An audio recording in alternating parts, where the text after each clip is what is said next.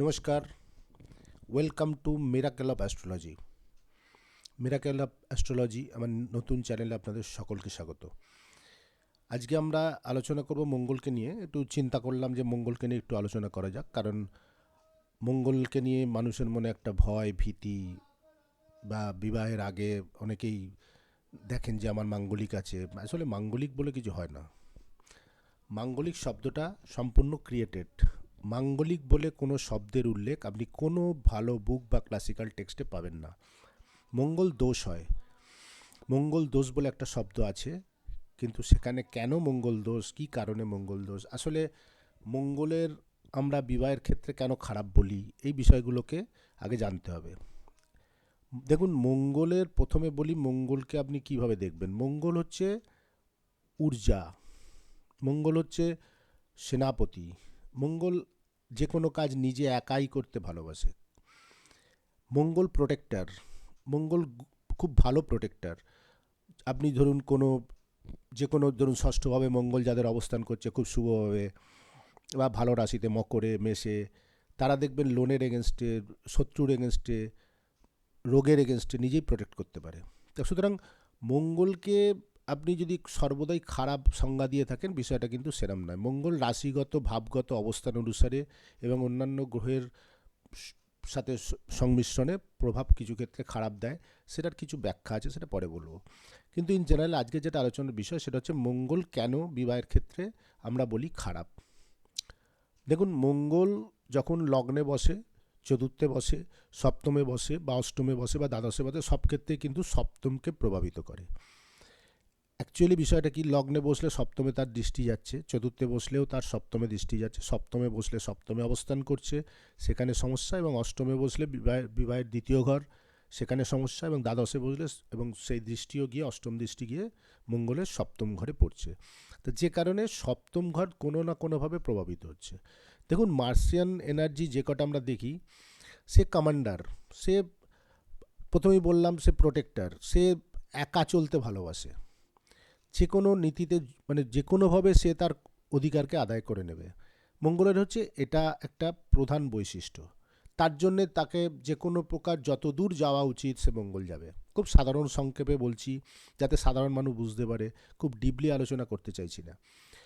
দেখুন, আপনাদের মঙ্গল যে ঘরেই বসে থাকুক না কেন, সে চাইবে সেই ঘরের অধিকার আদায় করতে এবং যেখানে দৃষ্টি পড়বে সেই ঘরকে প্রোটেক্ট করতে। যেমন মঙ্গলের চতুর্থ দৃষ্টি যে ঘরে পড়ে, জেনারেলভাবে যদি মঙ্গল ভালো অবস্থায় থাকে দেখবেন সে ঘরের প্রোটেক্ট করবেই সেই ঘরকে। ধরুন কারুর লগ্নে বসে আছে, তার চতুর্থ ঘরকে সে প্রোটেক্ট করবে। সবসময় লগ্নে মঙ্গল মানেই খারাপ, এটা কিন্তু বিষয়টা নয়।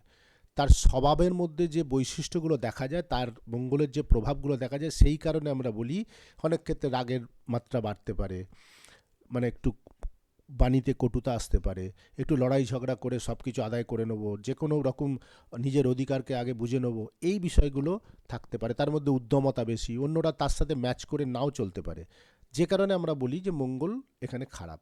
কিন্তু বিষয়টা কি তাই? সপ্তম ঘর আমাদের বিবাহের ঘর। তা সপ্তম ঘর মঙ্গলকে যা এনার্জি দেওয়া হয়েছে, মঙ্গলের যে কটা দেবতাকে আপনি দেখবেন, মানে হনুমানজি বলুন, নৃসিংহ অবতারকে বলুন, কার্তিকে বলুন, এদের কারোরই বিবাহ বিষয়টাকে দেখানো হয় না। হনুমানজি উনি ব্যাচিলার বলতে পারেন, কার্তিকেরও তাই। তা সুতরাং আপনি এই মঙ্গলের অধিপতি দেবতাগুলো, মঙ্গলকে যা কন্ট্রোল করে যে দেবতা, তাদেরকে লক্ষ্য করলেই বুঝতে পারবেন বিবাহের জন্য মঙ্গল কিন্তু শুভ নয়। শুভ নয় এই কারণে যে মঙ্গল, তার চিন্তাধারা, তার চারিত্রিক বৈশিষ্ট্য এটা সম্পূর্ণ অন্যরকম। তাকে লড়াই ঝগড়া সংগ্রাম করে জীবনে কি করে অধিকার আদায় করে নেব, এটা হচ্ছে মঙ্গলের প্রধান কাজ। সেই কারণে মঙ্গল যদি চতুর্থে বসে, সপ্তমে বসে, লগ্নে বসে বা দ্বাদশে বসে বা অষ্টমে বসে, এই জায়গায় কিন্তু সমস্যা তৈরি করে থাকে বিবাহের ক্ষেত্রে। এটাই হচ্ছে প্রথম কারণ। তার কারণ হচ্ছে সপ্তম ঘরের প্রভাবিত হওয়া, মানে আপনার লাইফ পার্টনার, মানে যার সাথে বিবাহ হবে, সে প্রভাবিত হলো, তার সাথে লড়াই ঝগড়ার মাত্রা বাড়তে পারে। মঙ্গল চেষ্টা করবে সেই জায়গাতে নিজের অধিকার আদায় করে নিতে, এখানে সমস্যা তৈরি করবে, লাইফ পার্টনারের সাথে কন্ট্রোভার্সি বাড়িয়ে দেয়।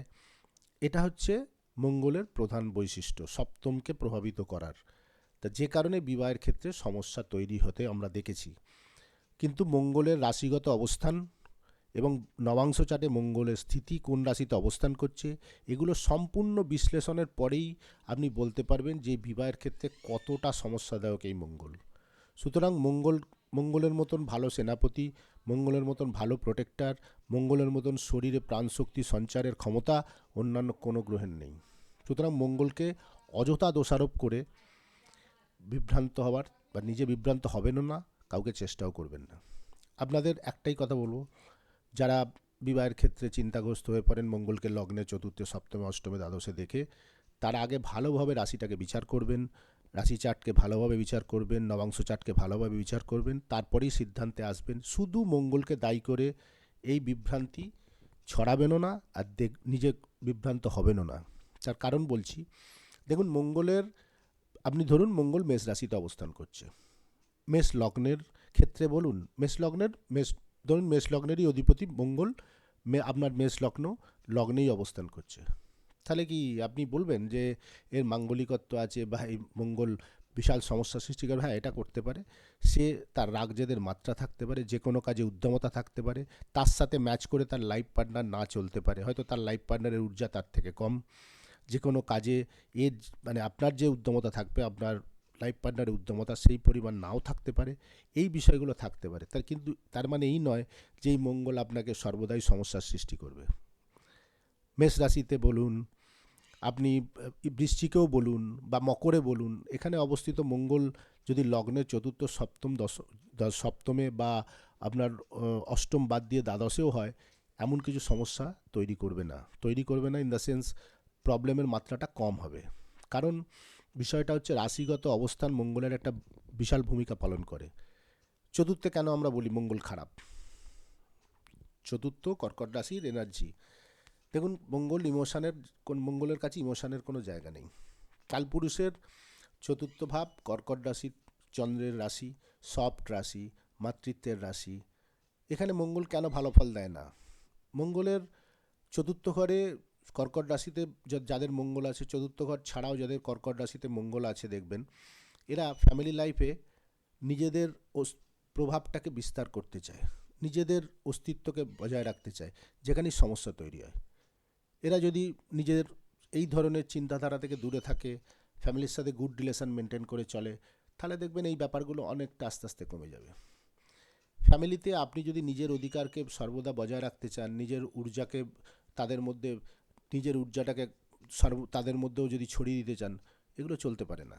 কারণ ফ্যামিলিতে 5 রকমের লোক আছে। আপনার মা এক রকমের নেচারের, আপনার ওয়াইফ এক রকমের নেচারের, আপনার সন্তান হয়তো আর এক রকমের নেচারের। সেখানে যদি আপনি নিজের মতকে বেশি প্রাধান্য দিতে চান, তারা নাও মেনে নিতে পারে। কিন্তু এরা খুব ভালো প্রোটেক্টর হয় তার ফ্যামিলির, এটাও জেনে রাখবেন। মঙ্গল যাদের চতুর্থে আছে, এদের ফ্যামিলির এগেনস্টে আপনি একটা কথা বলে দেখবেন, এরা সঙ্গে সঙ্গে তার এগেনস্টে বিশালভাবে রুখে দাঁড়াবে। সুতরাং সবই কিন্তু খারাপ দিক বললে চলবে না। মঙ্গলের যেমন ভালো দিকও আছে, খারাপ দিকও আছে।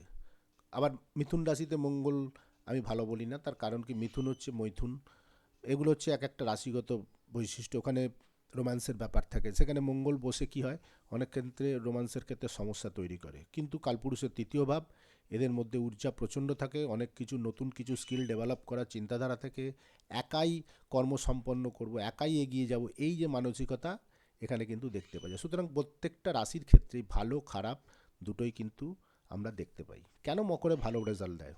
মকর শনির কর্মপ্রধান রাশি, কালপুরুষের দশম ঘরে এমনিই মঙ্গল দিক বলি হয়। তাছাড়া এখানে বাউন্ডারিজ আছে, আর বাউন্ডারিকে কভার করার জন্যে মঙ্গলকে বসিয়ে দেওয়া হয়েছে।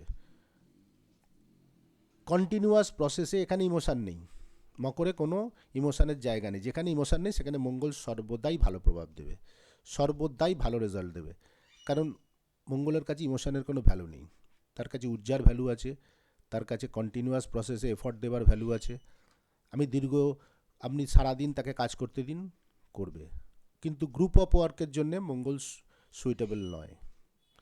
কারণ হচ্ছে সে একলা চলো নীতিতে বিশ্বাসী, আপনি কারুর ওপর সে দায়িত্ব দিয়ে থাকবে না, মানে বসে থাকবে না, সে চেষ্টা করবে নিজের কাজ নিজে করতে, এই কর্মে বিশ্বাসী। সুতরাং মঙ্গলের এনার্জিকে বুঝুন, অযথা মঙ্গলকে দায়ী করে নিজে ভয়ভীত হবেন না এবং কোনো কারুর কথায় প্ররোচিত হবেন না। জানবেন মঙ্গলকে আমি দীর্ঘ দিন হয়ে যাবে বলে বলছি না, নেক্সট ভিডিওতে আমি বলবো কি করে মাঙ্গলিকের প্রতিকার করতে হয়, মাঙ্গলিক বলবো না, মঙ্গল দোষের, এবং মঙ্গল কেন মঙ্গল সমস্যা দেয় কিছুটা বোঝালাম। একটা ভিডিওতে সব বলা সম্ভব নয়।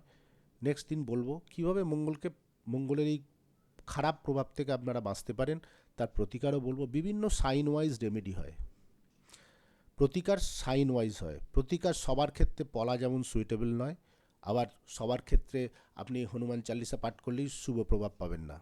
মঙ্গল রাশিগত অবস্থানের ওপর যেমন রেমেডি হয়, আবার মঙ্গলের ভাবগত অবস্থানের ওপরেও রেমেডি করা হয়। সুতরাং এক একটা করে রেমেডি কীভাবে সিলেকশান করতে হয় নেক্সট কোনো দিন আলোচনা করব। আজকে এই পর্যন্তই। ভিডিওটা ভালো লেগে থাকলে শেয়ার করবেন এবং সকলকে সকলে যাতে জানতে পারে বিষয়টা, তাদের জন্যে একটু ভিডিওটাকে শেয়ার করে দেবেন। আজকের জন্য এই পর্যন্ত।